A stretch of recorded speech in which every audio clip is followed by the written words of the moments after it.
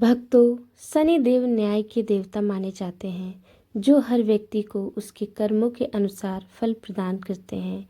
जो भी श्रद्धा और सच्चे मन से शनिदेव का व्रत और कथा सुनता है, उसके जीवन के सभी कष्ट दूर होते हैं और सुख समृद्धि का आगमन होता है। आइए बड़े प्रेम और विश्वास के साथ शनिदेव की इस पावन कथा को सुनते हैं और उनके आशीर्वाद के भागी बनते हैं। बोलो जय श्री शनिदेव महाराज की जय। इस दिन शनिदेव की पूजा होती है। काला तिल, काले वस्त्र, तेल, उड़द शनि को बहुत प्रिय है, इसीलिए इनके द्वारा शनि की पूजा होती है। शनि की दशा को दूर करने के लिए यह व्रत किया जाता है। शनि स्तोत्र का पाठ भी विशेष लाभदायक सिद्ध होता है। आइए सुनते हैं शनिदेव की व्रत कथा। एक समय सूर्य, चंद्रमा, मंगल, बुध, बृहस्पति, शुक्र, शनि, राहु और केतु इन ग्रहों में आपस में झगड़ा हो गया कि हम सब में से सबसे बड़ा कौन है। सब अपने आप को बड़ा कहते थे। जब आपस में कोई निर्णय न हो सका तो सब के सब आपस में झगड़ते हुए इंद्र के पास गए और कहने लगे कि आप देवताओं के राजा हैं, इसलिए आप हमारा न्याय करके बतलाएं कि हम नवग्रहों में से सबसे बड़ा कौन है। राजा इंद्र इनका प्रश्न सुनकर घबरा गए और कहने लगे कि मुझ में यह सामर्थ्य नहीं है जो कि किसी को बड़ा या छोटा बतलाऊं। मैं अपने मुख से कुछ नहीं कह सकता हूँ। हाँ, एक उपाय हो सकता है। इस समय पृथ्वी पर राजा विक्रमादित्य दूसरों के दुखों का निवारण करने वाले हैं, इसीलिए तुम सब मिलकर उन्हीं के पास जाओ, वही तुम्हारे दुखों का निवारण करेंगे। ऐसा वचन सुनकर सभी ग्रह देवता चलकर भूलोक में राजा विक्रमादित्य की सभा में जाकर उपस्थित हुए और अपना प्रश्न राजा के सामने रखा। राजा उनकी बात सुनकर बड़े चिंतित में पड़ गए कि मैं अपने मुख से किसको बड़ा और किसको छोटा बतलाऊं।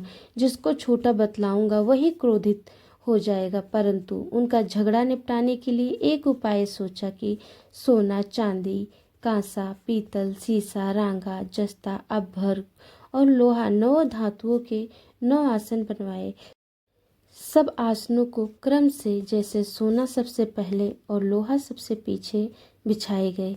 इसके पश्चात राजा ने सब ग्रहों से कहा कि आप सब अपने अपने आसनों पर बैठिए। जिसका आसन सबसे आगे है वह सबसे बड़े हैं और जिनका आसन सबसे पीछे है वह सबसे छोटे जानिए। क्योंकि लोहा सबसे पीछे था और वह शनिदेव का आसन था, इसीलिए शनिदेव ने समझ लिया कि राजा ने मुझको सबसे छोटा बना दिया। इस पर शनि को बड़ा क्रोध आया और कहा कि राजा, तू मेरे पराक्रम को नहीं जानता। सूर्य 1 राशि पर 1 महीना, चंद्रमा 2.25 महीना, मंगल 1.5 महीना, बृहस्पति 13 महीने, बुध और शुक्र 1-1 महीने, परंतु मैं एक राशि पर 2.5 अथवा 7.5 साल तक रहता हूँ। बड़े बड़े देवताओं को भी मैंने भीषण दुख दिया है। राजन सुनो, राम जी को 7.5 आई तो वनवास हो गया और रावण पर आई तो राम और लक्ष्मण ने सेना लेकर लंका पर चढ़ाई कर दी, रावण कुल का नाश कर दिया। हे राजा, अब तुम सावधान रहना।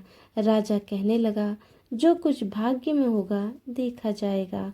उसके बाद अन्य ग्रह तो प्रसन्नता के साथ चले गए, परंतु शनिदेव के बड़े क्रोध के साथ वहां से सिधारे।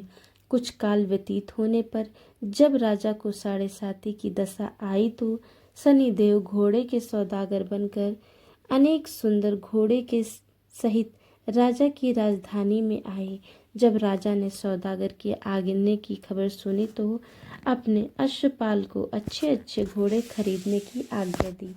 अश्वपाल ऐसी अच्छी नस्ल के घोड़े देखकर उनका मूल्य सुनकर चकित हो गया और तुरंत ही राजा को खबर दी। राजा उन घोड़ों को देखकर एक अच्छा सा घोड़ा चुनकर सवारी के लिए चढ़ा। राजा के घोड़े की पीठ पर चढ़ते ही घोड़ा जोर से भागा। घोड़ा बहुत दूर तक एक बड़े जंगल में जाकर राजा को छोड़कर अंतर ध्यान हो गया। इसके बाद राजा अकेला जंगल में भटकता फिरता रहा। बहुत देर के पश्चात राजा ने भूख और प्यास से दुखी होकर भटकते भटकते एक ग्वाले को देखा। ग्वाले ने राजा को प्यास से व्याकुल देखकर पानी पिलाया। राजा की उंगली में एक अंगूठी थी, वह उसने निकालकर प्रसन्नता के साथ ग्वाले को दे दी और शहर की ओर चल दिया। राजा शहर में पहुंचकर एक सेठ की दुकान पर जाकर बैठ गया और अपने आप को उज्जैन का रहने वाला तथा अपना नाम वीका बताया। सेठ ने उसको एक कुलीन मनुष्य समझकर जल आदि पिलाया। भाग्यवश उस दिन सेठ की दुकान पर बिक्री बहुत अधिक हुई। तब सेठ उसको भाग्यवान पुरुष समझकर भोजन कराने के लिए अपने साथ ले गया। भोजन करते समय राजा ने आश्चर्य की बात देखी कि खूंटी पर हार लटक रहा है और वह खूंटी उस हार को निगल रही है। भोजन के पश्चात कमरे में आने पर जब सेठ को कमरे में हार न मिला तो सबने यही निश्चय किया कि सिवाय वीका के कोई और इस कमरे में नहीं आया, अतः अवश्य ही उसी ने हार चोरी किया है। परंतु वीका ने कहा, हार मैंने नहीं लिया है। इस पर 5-7 आदमी इकट्ठे होकर उसको फौजदार के पास लाए।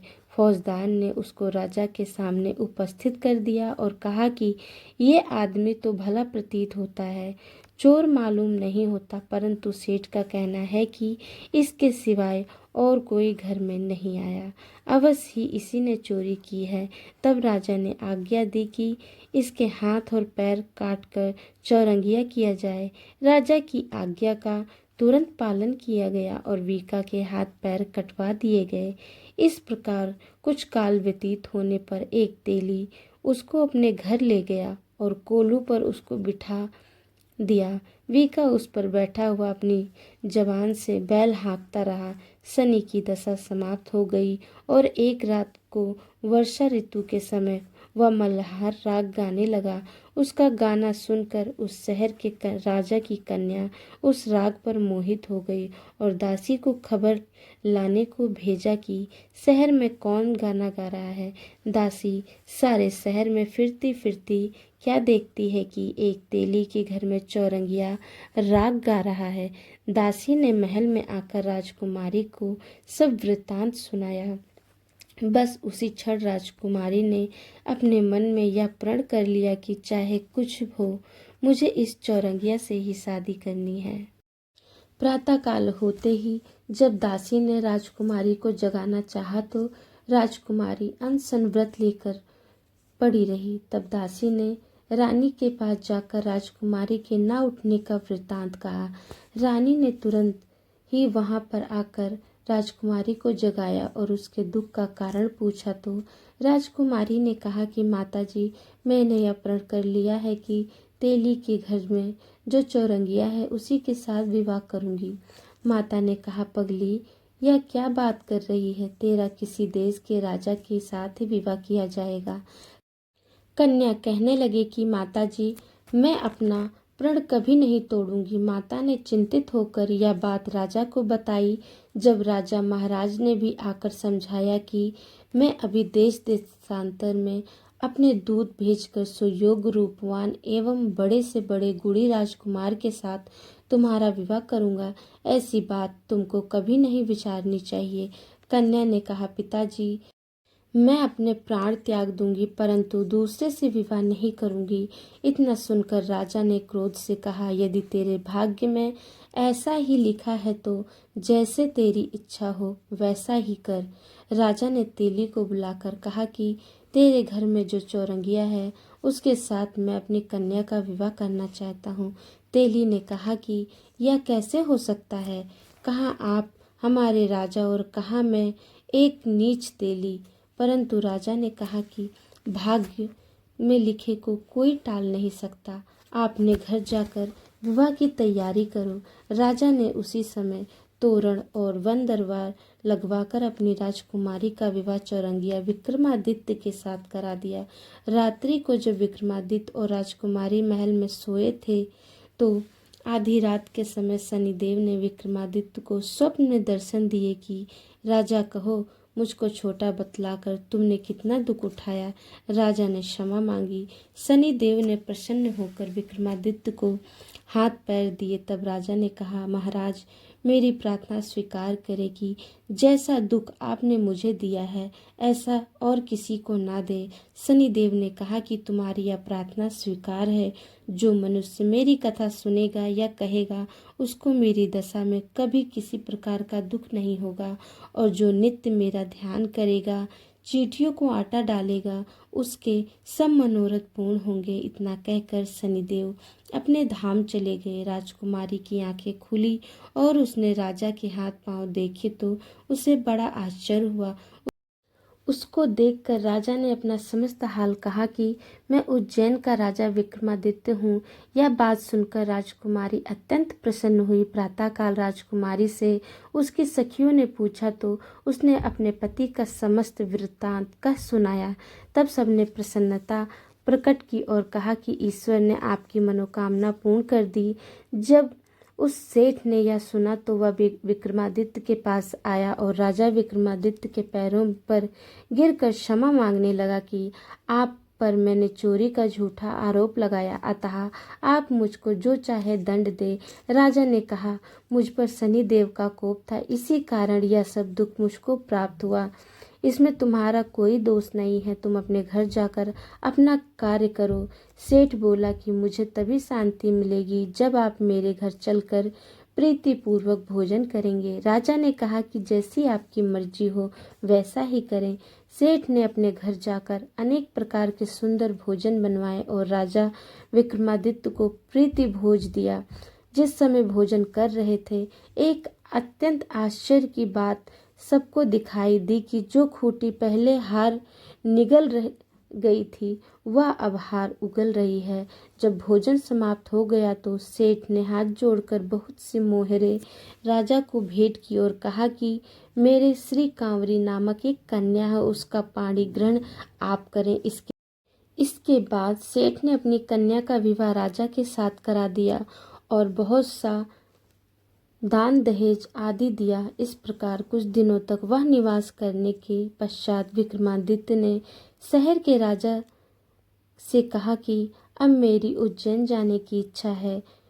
फिर कुछ दिन के बाद विदा लेकर राजकुमारी मन भावनी सेठ की कन्या श्री कांवरी तथा अनेक दास दासी रथ और पालकियों सहित विक्रमादित्य उज्जैन की तरफ चले।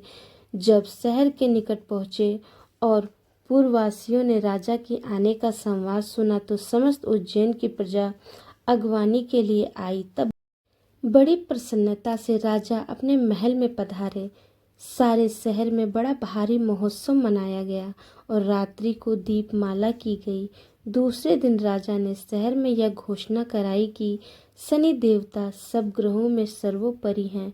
मैंने इनको छोटा बतलाया, इसी से मुझको यह दुख प्राप्त हुआ। इस कारण सारे शहर में सदा शनिदेव की पूजा और कथा होने लगी। राजा और प्रजा अनेक प्रकार के सुख भोगते रहे। जो कोई शनिदेव की इस कथा को पढ़ता या सुनता है, शनिदेव की कृपा से उसके सब दुख दूर हो जाते हैं। शनिवार की कथा को व्रत के दिन अवश्य पढ़ना चाहिए। भक्तों, शनिदेव की यह पावन व्रत कथा यदि आपको अच्छी लगी हो तो कृपया इस वीडियो को लाइक, कमेंट और शेयर जरूर करें ताकि और भी लोगों तक शनिदेव की महिमा पहुंच सके। और ऐसे ही धार्मिक कथाएं सुनने के लिए हमारे चैनल को सब्सक्राइब करना ना भूलें। जय श्री शनिदेव महाराज की जय।